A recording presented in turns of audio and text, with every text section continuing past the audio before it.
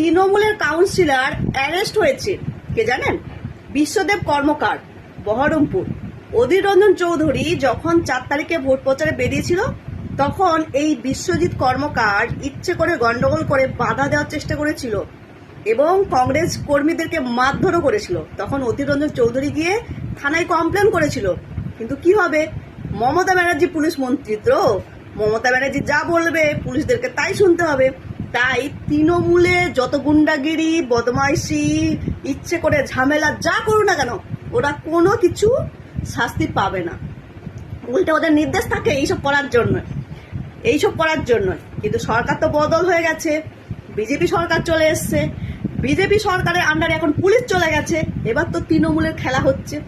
যে সমস্ত কাউন্সিলররা, যে সমস্ত তৃণমূলের নেতারা বেশ ইচ্ছে করে ঝামেলা গন্ডগোল করেছিল, এখন তো তাদেরকে ধরে ধরে খেলবে। পুলিশ তো এখন বিজেপি সরকারের আন্ডারে, আর তো মমতা ব্যানার্জি পুলিশ মন্ত্রী নেই। খেলা হচ্ছে, বুঝতে পারছেন তো?